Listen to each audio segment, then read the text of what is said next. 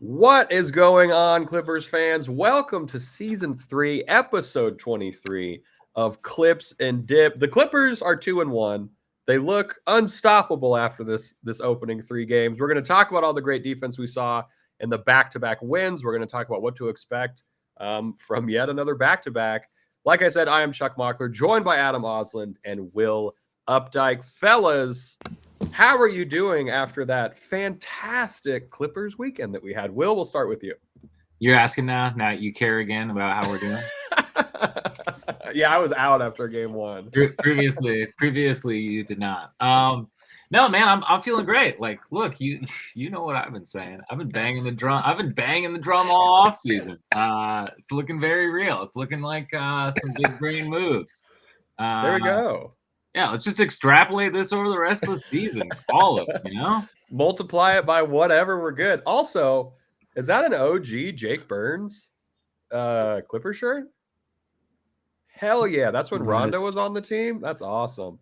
Adam, how are you feeling after that weekend? Good, but I still have many concerns about this team. Oh, we'll talk about some. That's fair. Foolish, childish, even. I mean, it could still be our year, even with these concerns. I mean, sure. Seeding doesn't matter, as we were told. So finish 11th, you're still in. We're going to talk about some good and some bad that happened over the weekend. To all the new watchers and listeners, welcome to the pod. You can find us on YouTube. If you want to watch the whole thing at youtube.com/@ClippersPodcast. You can find us anywhere you listen to podcasts. Let's just get into it. I mean, the biggest takeaway from this weekend for me personally was the defense still feels real. We held the Warriors and the Nuggets to 104 points, which is pretty difficult in the modern NBA. And the rebounding has been real. They're top 10 in pretty much every rebounding statistic, except for offensive rebounds, where they're 11th. Yeah, what do we think? Adam, we'll start with you. What do we think that we saw happen in these back-to-backs can carry over to the rest of the season? I mean, the defensive effort is stellar. It's incredible. I can't see them letting up with whatever they have in the tank. I am worried about how much they will have because it's draining to have to play this hard defensively, and it's only 3 games. I just want to point out that it was the first back-to-back. It was the 3rd game of the season.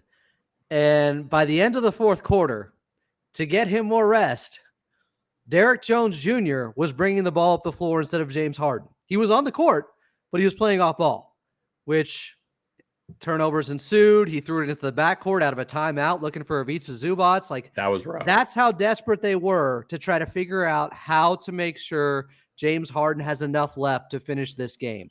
And it's game 3. So I'm not trying to sound alarm bells. They're 2-1. They can go 3-1. They're taking on Portland. They can go 4-1. Did he have 3 20-point double-doubles like in that stretch? I don't know, man. Like I'm not talking about Zubac. I'm talking about Derrick Jones Jr. bringing the ball up the court instead of James Harden. I know, like James had 3 huge games too. He's shooting 38%. He shot like 2 of 12 from 3. It is obviously taking something out of him, my man. Yeah, that's fair. It's been tough. I mean, you can tell at the end there's some times where Harden is looking a little gassed. Will, you brought it up. Ivica Zubac leading the league in boards. Somehow some people are just now realizing that this man can be very good offensively. How hyped do you feel about, I mean, Zoo had a huge weekend. He went toe-to-toe with Jokic. Jokic obviously scored 42, whatever it was. That was great. But he came in and he kind of finished the game against the Warriors.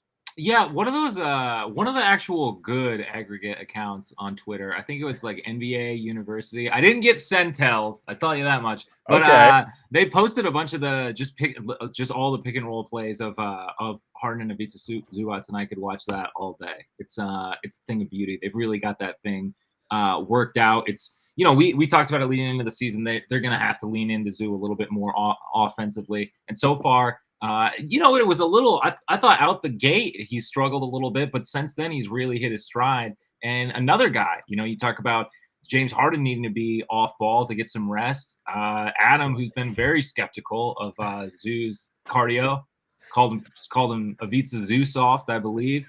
I don't know if that ever. I'm third party in this. Mischaracterization. I don't know if that ever Clearly. happened. Tis Zoo, I believe you said. Should I bring up what Coach Lou said about him last season in his cardio? Yeah, I mean, that's fair. Yeah, read the quote. You really want me to read it? It's not a good quote. Yeah, look in the mirror. Don't you have it tatted on your clavicle? I mean, I know you have all my receipts somewhere there. But like, it's not memento or anything. Waking up as a Zoo hater suspect. and trying to figure out where you got back is very funny. I think it's fair to ask if Ivica Zubac could keep up playing 37 and 39 minutes in back-to-back games. It's a lot. No, it's a lot. It's an absolutely fair question. What we've seen the last couple of seasons from him. Do I think he should be playing over 30 minutes per game? Yes. I've been saying it forever. Absolutely. 39 and 37 on a back-to-back, not sustainable probably. And sure. I mentioned at Media Day, he's a young man. Like he lost 10 pounds. I think Zoo at 70% at the end of a game is still way better than your backup center option. So I would play him. I'm just saying, it is something worth watching right now with how many minutes some of their two key guys are playing. Yeah, they're 1 and 2 right now for getting Clippers buckets. So that fatigue, and I think this kind of was like this back-to-back. If the Clippers are going to win most back-to-backs, I think both Harden and Zoo are going to have to be over 30-ish minutes a game back-to-back, right? Like if they're really going to sell out, which is, again, the way this team is constructed. We're going to talk about Dunn, who I think also showed Clippers fans a lot of great stuff this weekend. He's got some legs, but for offense, like Zoo and Harden, Kai Jones didn't get very much run in that game yesterday. So it's going to be interesting how they manage that going forward. It's good to get 2 days off. That's for sure. Yeah, absolutely. Kriss Dun, I think, was a huge bright spot over this weekend. I was looking up some lineup stuff. Every 2-man lineup that Kriss Dun is a part of is a plus, except for him and Kai Jones, which I'm not putting that on Kriss Dunn's shoulders. But I think that shows he's a plug-and-play guy for a team that desperately needs a really defensively minded, chunky stat line getting plug-and-play guy. He was phenomenal against the Warriors. He had he baited Steph into a turnover that I couldn't believe, where he hedged over like he was going to double in case Steph wanted to try. The tip, yeah. He just completely baited him and then took the ball away. That stuff is so rare. I mean, I knew when they brought him in, that's your best probably specialist point of attack defender, even better than Derrick Jones Jr. But we can get to Terance Mann in a little bit here. We can talk about Terance now. It's kind of a weird hot topic with Clippers fans after 3 games in which we're 2-1. It's awesome to see Kriss Dun though be this good immediately. And he hasn't been hesitating. He's gotten a couple of fourth quarter buckets where he just had to do it yourself. That's been big. The floater against Golden State, backing down Saric against Denver over the weekend on Saturday.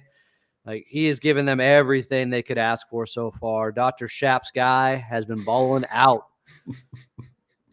Let's talk about, obviously, James Harden, phenomenal. He's leading the league in assists. He's leading the team in total minutes, total points, total assists, total turnovers. We'll get to some of that, maybe previewing this next back-to-back. Will, you were on Clippers Talk kind of telling people, rightfully so, to like give Terance Mann some time after that second game. It still feels like we just got to keep giving him some time. It's the shooting that's not there. Everything else, the point of attack defense has been good to good plus. Like, people are clamoring for a starting lineup change that I think we're just really excited that the team is 2-1, but like, I think they're What's the move? Yeah, I think the move is like, what's the move? Yeah. I mean, like, I could see an argument for Dunn, but I think that completely screws over your second unit, like in a way that I just don't really think is necessary. You could just stagger more minutes with him in there versus having him in the starting lineup if that's the route you want to go. And we are 2-1. And yeah, I understand fans' frustrations when we see Terance fall into the same things. Totally. Overanalyzing stuff on the floor, refusing to take shots, like the offensive things that are bad habits. Yes, it's frustrating. But we do also know that he shoots a little bit slow to start. He has last season, and his averages, his career averages are still, they're still low 40s, high 30s. Like it's still there as a 3-point shooter. So I'm just not on board of immediately switching a piece out. Like we talked about how many question marks there are already with this team, and this starting lineup, was already coming in completely retooled. We don't know what it's going to look like once Kawhi returns. We have a pretty good idea. I mean, in that instance, I could definitely see Terance being the odd man out. That makes a lot of sense. Agree. It makes the most sense. But for right now, if it ain't broke, don't fix it. Like I guess I don't fully understand. Like he's not losing us games in this being a starter. Like do you think could you honestly say that Terance Mann is losing us games as a starter currently? Well, I like what you said. If it ain't broke, don't fix it. You got to give it some time, right? Like, especially in terms of expectations. Like, look at who's coaching this team. There's going to be some time given to this starting lineup with Kawhi out. And if you think that Terance Mann's confidence isn't good now, I wonder what putting him to the bench would do. 3 games. Like, there's other things you got to kind of figure out. And also, he played 18 minutes against the Warriors. Kriss Dun played 28. Ty Lue, it's not like Ty Lue is like, oh, you're starting, so I guess I have to play you 30 minutes. Like, Ty Lue mitigated that. He coached those rotations for the most part in that Golden State game. Great Ty Lue game, I thought. I think he's been pretty special so far this season. We talk about Jeff Van Gundy and what he's done defensively, but the rotations have been tight. The group, the second unit to start second quarters and fourth quarters has been killing it. And it's KPJ, Dunn, Amir, Batum, and Ivica Zubac. Both last 2 games, the fourth quarter start by them has been phenomenal. It's been unbelievable. And to your guys' point, like, why are we so fixated on who's starting sometimes when Kriss Dun played 10 more minutes at 28 to Terance Mann playing 18? Right. And it wasn't a problem. It didn't upend anything. It didn't throw everything off. Guys weren't upset afterwards. Like, what are we talking about? Well, and we've seen Amir be in place in the closing lineup. Like, there's clearly, like, it's clearly a very fluid situation. Like, They told us in the preseason. They were like, there's going to be a lot of different lineup. You know what I mean? Like, there's a 10-man rotation. There's inherently going to be a ton of shuffling around. And I agree with you, Chuck. If you think his confidence is shot right now, if you take him out of the starting lineup 3 games in after he got that contract deal, he's probably going to be feeling even more pressure and more of the weight of the world on his shoulders. I just would like to point out to what Will was saying earlier. It's like, guys, we have a pretty healthy sample size at this point. People are always saying, well, it's on how many shots per game with this 3-point shooting where he's at 37% for his career. Okay, why don't we look at over 700 takes in his career from 3 and forget about how many per game? He's at 37%. Like, he clearly, the issue for him is about attempts and being aggressive out there. And if you're going to have a problem, it should probably be that. Like, that's better not the than worst being a problem bad to have. defender. Yeah, or just a bad 3-point shooter. He's above league average. He needs to get more up. There are clearly these confidence issues right now offensively. We've seen it before, but I'm old enough to remember how the last 50 games of last season, he shot 44% from 3 and shot 45% from 3 against Dallas and held Luka to 38% shooting in the one-on-one matchup data. Like, I'm not giving up on that guy 3 games in. I'm just not. And look, I see the argument for Kriss Dun. I made it this summer. Like, you can say that he's the Pat Bev next to James Harden like he had back in Houston.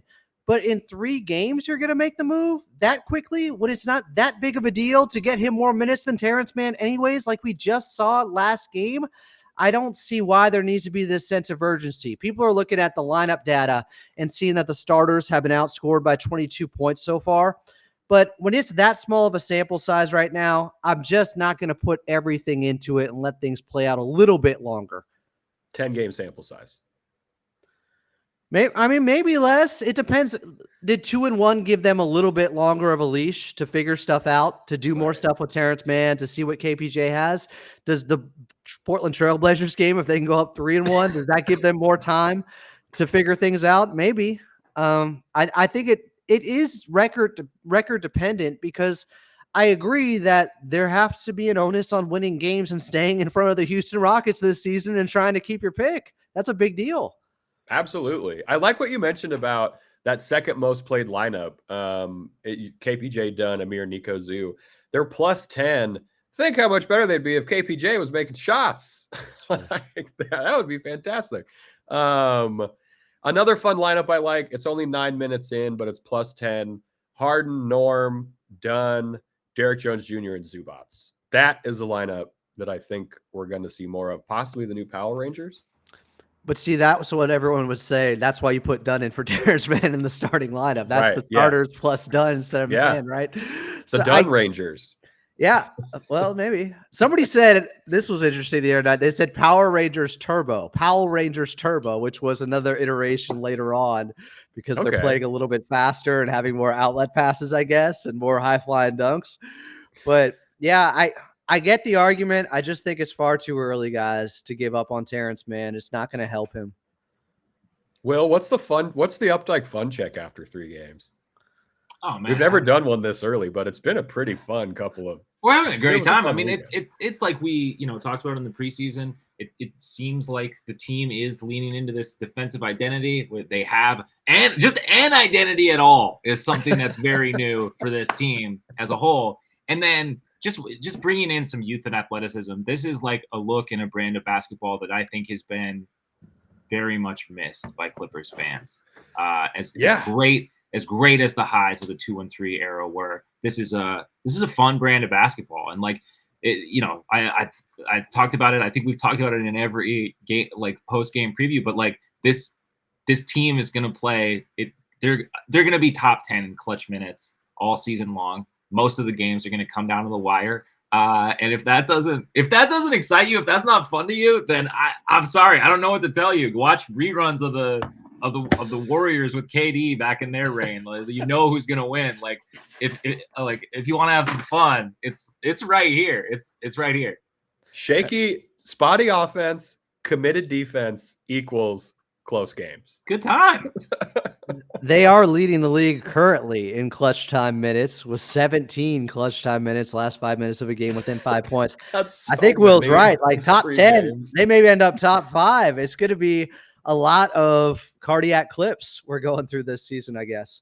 And we love it. I'm here for it. It was incredibly exciting to watch. What was the Vegas prediction? 35 wins or whatever? 38? I think it was 36 was kind of if you aggregated all of them. It was 36. It was like around 36 to 38. Yeah. We'll see. I think there is a price to Not pay. even supposed to be here. There's a wall. There absolutely is. With how many old players there are. No pun intended. The wall is coming at some point for this Clippers team, I think. Not at home. There is a fatigue tax when you play defense to this level every night, and I just don't know what would happen if they didn't have James Harden running the offense. Maybe I do know. It's Derek Jones Jr. bringing it up, and it looks miserable at times. I think they would. I don't know why they didn't try Dunn in those situations more. This is why I think they're chasing KPJ to see if he can do something. Because if they don't have James Harden, and for some reason they've given up on Bones, and maybe that's made us give up on them ever giving Bones a real shot. But clearly KPJ is getting the shot first. And they're trying to find another ball handler in case, they really need to ramp down minutes quick with James Harden. Yeah, that's a good call. I mean, it was – we saw the wall rise up a little bit at the end of that turnover out of the inbounds pass. I was like, oh shit. Like this doesn't feel very good, but they pulled it out because Zubac was the closer. As fun as this has been, and they easily could have won game 1, they also easily could have lost the game to Denver and the game to the Golden State Warriors, where I think both came down to them being up by about 1 point at some point in the fourth quarter. It got really dicey, but it is fun when they pull through and show some poise down the stretch. It's a lot of fun, especially when they do it on the road against two teams that, we're trying to get off to a quick start at home and to get their season going. I think that it was really impressive weekend, honestly, guys. Those 2 wins, they hadn't For won sure. in Denver in almost 4 years. Yeah. I don't want to be too much of a downer. I'm just looking ahead a little bit and saying like, okay, this is all great. You need to bank these ones right now because March the is fatigue coming. tax could come. March is coming. March is a problem too. The Clippers have yet another back-to-back coming up against the Blazers and the Suns. That's starting on Wednesday. We're going to talk about that in just a couple seconds. If you're watching us, thank you for hanging out at youtube.com/@ClippersPodcast. If you're listening and you don't want to deal with these audio breaks, check us out on YouTube. But if you are listening, there's going to be a quick audio break and then a back-to-back preview coming up in 3, 2, 1. All right, welcome back into Clips and Dip, your favorite podcast that's about the Clippers. I'm William Updike, joined as always by Chuck Mockler and Adam Osland. We talked a little bit about how the season's going thus far, but it keeps on going. As the prophets of Smash Mouth once said, the years start coming and they don't stop coming. So the Clippers are taking on the Suns again after they get through the Portland Trailblazers. Are they walking on the Suns this time? That was the best intro to in reference we've ever had on this show. The first time we've referenced Smash Mouth, I think. It was seamless. We're in mid-season form. It's our year, baby. It's our year. All year long. So the Blazers are weird. They have 2 losses and a huge win over the Pels, which is classic early season, like bad team behavior. Yeah. They're an okay rebounding team. They can't really shoot that well. They get a bunch of field goal attempts up. This is where the fatigue maybe can get the Clippers in trouble against a young team like this. Adam, would you agree? It could have the makings of a trap game, but 2 days off. God, I hope they don't have fatigue after 2 days off, play 2 days off again. It was a little bit alarming to see James Harden look that tired at the end of that game against Golden State 3 games into the season. But this is a handle your business type of game because the Suns are coming the very next night. And that's the one you're chasing to get back, chasing the Suns to get a win back that they lost opening night and into a dome when they were up by 9 with 3:52 left and easily could have had that game. So I hope they're focused. We're going to find something out about this team, I think, against Portland, basically. Will something be birthed? Will there be a placenta after birth, perhaps? Something born? Someone said in the chat the other night. Adam's got his gloves in. He's in there. He's delivering this thing. Someone said in the Clippers Talk chat the other night, my wife just told me we're having a girl. I was like, was something born out of this Clippers Talk episode? What a day for that Clippers fan. Congratulations to that Clippers fan.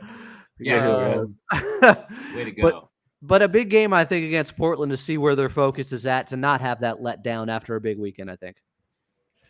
Yeah, I mean, if they split, I'll be happy. The Suns are a good team. Well, I think how they start this Blazers game is going to say, that it's really going to determine if that energy and that whole sort of thing is there, because we've seen them set the tone in what I would call midday energy against some of these teams and some of these matchups and really get into trouble. So this would have to be a different look for this Clippers team.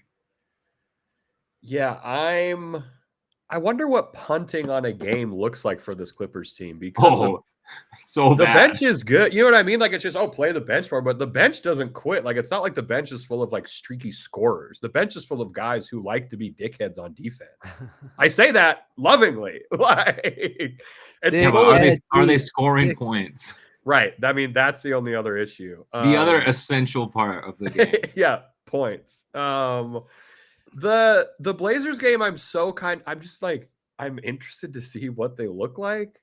I wonder if we're going to see some different lineup combinations. Who I hope gets some run in this Blazers game? Kai Jones. Zoo should not have to play 34, 36 minutes against this Blazers team. I know they have DeAndre Ayton, who I believe is healthy. Zoo should not be needed for 36 minutes in this game.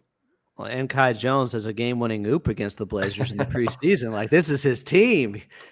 That's personal. He's got their number. Yeah, I hope, and again, same with Harden, right? Like, I think all Clippers fans are hoping Harden Zoo get a little bit of rest in this first game. It should be a team. Yeah, it'll still be a close game. I'm not going to pretend that, but they need the rest. Maybe they drop the one to the Blazers because they're resting guys, like you mentioned, a little more for the Blazers or for the Suns game. I mean, it was basically Anthony Simons and Jeremy Grant went off and combined for over 50 points efficiently against the Pelicans, which I guess was a home and home, or no, it was a 2-game mini series where Portland was hosting the Pelicans. They lost the first game by 2. They won the second game 125-103, where they just feasted on them. So I don't know. It's hard to, we don't expect them to be good, but you also do not want to take a team lightly. Yeah, it's early in the season, and not only are all NBA teams talented, they may have youth and inexperience that works against them, but they also have hope this time of the year. Everybody feels like, hey, we could be a play-in team. The play-in team opened up a lot of hope, I think. Once you got 10 teams that can quote unquote make the playoffs, the play-in, I don't know. That's probably what they're aiming for this year, to be 10th.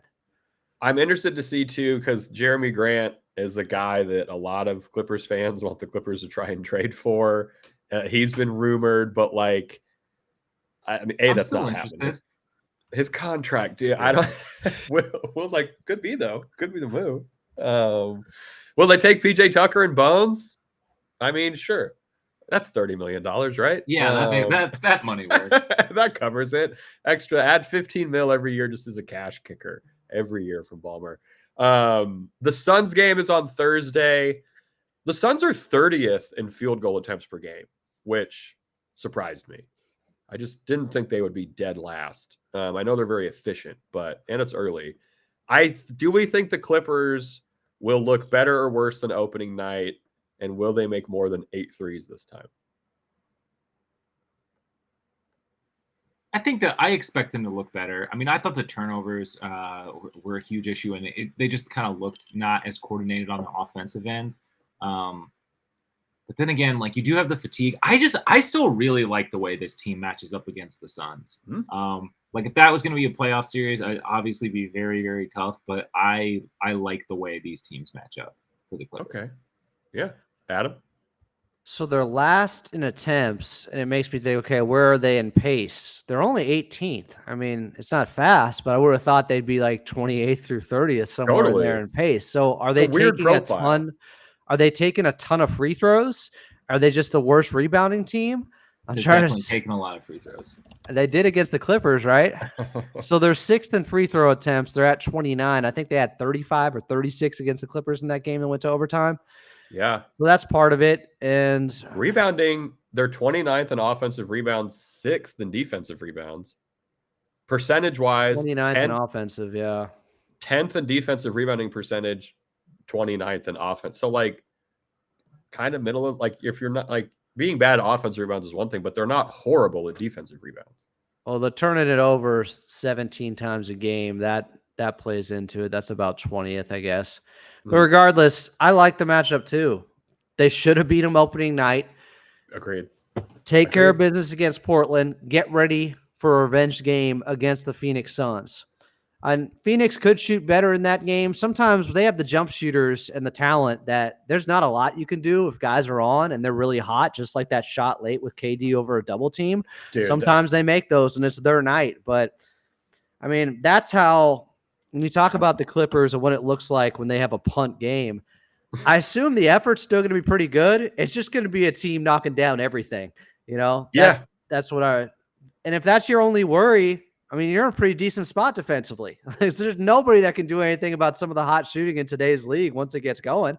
That's true. I'm speaking of hot shooting, Devin Booker hasn't started the season exactly on fire shooting wise. He's at like 43% from the field. Little worried that might come into play here for the Clippers. I love that it's a home and home back-to-back, right? At least it's the first back-to-back at Intuit. That's got to make things easier, right? Right, anybody? I think it does. But it's going to be difficult. Do you think they're splitting or do you think we're going 2-0? I want to be hopeful and say 2-0 because I really want them to beat the Suns. But if they lose to the Blazers because they're thinking like I am right now and overlooking them to get to the Suns, that's a problem. I mean, it's most You're likely. thinking 0-2. I hope not. I thought there was a chance they could start 0-3 after they lost to the Suns the way they Agreed. did. It was like, oh crap, this weekend's going to be rough. They pulled it out. Late game situational basketball, they have to execute just like they did the last two games. They figured it out. They absorbed some adversity and they punched back. So I really love the fact the way they won those two games, even the way they played against Phoenix. Like there's something you can at least learn from that. Losing a game like that opening night. These are all really good learning experiences early in the season to figure out what you're made of and to have that reservoir of confidence to draw from because you've been there and the team has come back and you still, they probably, we talked about it, I think last night, Chuck, but they withstood, I think 3 runs, quality runs by the Golden State Warriors, second quarter, third quarter, fourth quarter. Every time they were able to get that, answer in. And I'm excited about that for this team, but they probably will be tested at some point in the next couple of games in that way again. All right, now the most important part of the episode. Who is our pick? We've had to extend the name of this award because of how the Clippers are. I think it's only natural. Who is our pick for the Kawhi Leonard, James Harden, Ivica Zubac player of the game? Is Norm Powell not in there? Not yet. Then I'm going Norm Powell. I was gonna say we can't add Norm yet because then we're all picking Kriss Dun basically. So it's Norm Powell. Fantastic. We hope he's shooting a little better from 3. We hope we get a consistent Norm maybe in these 2 games. What? Money. Adam, who is your pick for the Kawhi Leonard, Ivica Zubac, James Harden player of the game, Clippers basketball 24-25 season back-to-back first? I posted some highlights of this guy earlier today to defend his honor with the way he's been defending, even though his shot's not falling and he's just not taking enough. I'm going to go with Terance Mann and go out on a limb and just I'm hoping Terance Mann turns things around at Intuit Dome. He's the type of guy that it can be one game or one instance because it literally flipped when the calendar did for him last season. And Paul George said, 2024, we shooting the shit out of the ball. Terance Mann was like, oh, light bulb went on. And it just happened. Last 50 games, 44% from 3. So I don't want to wait that long. I want him to get it together right now. In game 4 or 5, he needs to have that outbreak. He needs to have that performance that gives him confidence because he is a guy that just rides the wave of confidence, it seems like. Rides the wave, no pun intended. So we got Norm Powell, Terance Mann. That's 2 starters. I was going to say Derrick Jones Jr. because if you look at his shooting stats, they have been very good percentage-wise. His defense has been good. But I want to give some love to the bench. I think I have to go a guy who's been pretty quiet. I think we're going to get multiple 3-pointers in each game from Nico Batum in this back-to-back. Talk about a guy who maybe doesn't need a bunch of minutes on his legs, but if you're going to have games where you got a lot of bench units playing, you're trying to get some guys some rest, the guy who can make things easier is Nico Batum. So I think it's going to be Nico. Does he have he has an axe to grind against Portland? I can see that. Yeah, he does. A French axe. It's shaped oddly. It's very dull. No, yeah. The velvet axe. He's been getting a tough whistle, right? Yeah. Like going back to the Phoenix game, but I felt like over the weekend he also has gotten a tough whistle. I hope there's no reputation thing happening right now with officials. He's a goon. Not letting him play a physical brand. Is it from watching him in international basketball or something where he's just like shutting guys down? He's like high. Yeah. He's just more high profile. I almost feel like he's playing the same way he did in the Olympics, and he just hasn't adjusted back to NBA ball. I don't know. But also, he's just gotten some bad calls on him. I don't know. Yeah. That Phoenix game was especially weird. Wonky day, yeah. That'll even out. He's going to be the best player on the floor for both of these games, other than James Harden. Or the triumvirate. The triumvirate. One last thing before we get out of here. Kobe Brown got his 3rd-year option exercised by the Clippers. Makes sense. Let's hope he can show that he should take. I mean, yeah, you got to pick it up. Can't just let him go. They've invested so much. Yeah. They got to give him some run, right? Like, I mean, you would Is hope. Is he going to be able to grow 3 inches?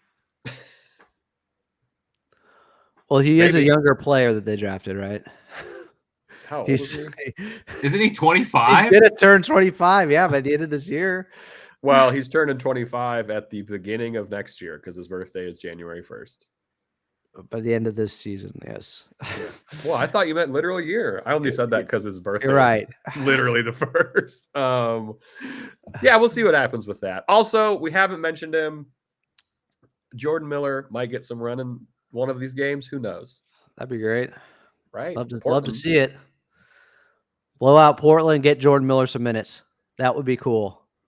Don't want to look past them, but obviously one of the lesser teams in the West. And if the Clippers play like they have the first 3 games of the season, they have an advantage. Entirely true. Okay. I am on a hard stop. I have to leave. You guys can keep doing the episode if you want, or we can end it. Let's get out of here. Let's get out of here. We have some double dips coming your way maybe this weekend or maybe this week over on Clippers Talk. If you're not familiar, that's when we get to go on the post game with Adam and chop it up. He's also streaming all of those on the Clippers Talk YouTube. We're going to have a full episode probably on Friday for y'all. Reviews help. Subscriptions help. Will, where can these people review our podcast to help us out? Yeah, you can review this podcast over on Apple Podcasts or Spotify. You can now comment, I believe, on every episode on Spotify. And you can for sure comment on every episode over at youtube.com/@ClippersPodcast. Subscribe over there. If you hit the little bell thing, you'll get notified when we have new stuff coming out, which is, I mean, now that the season's in swing, a few times a week. So, yeah, however you consume this show, just know we appreciate you. We absolutely do. We're almost at 2,000 subscribers on YouTube, which is pretty cool. Adam, before we get out of here, one positive thing for these Clippers faithful to go into the rest of their work week with. Clippers have faced 3 solid to very good teams, and they're 2-1. And they outdueled Jokic. And I know Steph Curry left the game at around the 7-minute mark of the 4th, but I want to say they were up by almost double digits to that point. I think they were going to win that game anyways with the job they were doing on him.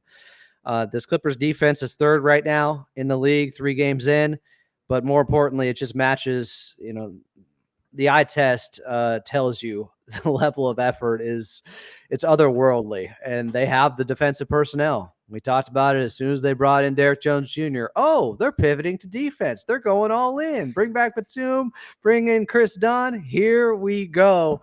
And it's played out like that so far. So even though they're 23rd on offense, they are 2-1 against some good competition. And 3rd in defensive rating in the league. We absolutely love to see it. I've been Chuck Bockler, Adam Oz, and William Updike as well. We'll see you Friday. And as always, let's go Clips.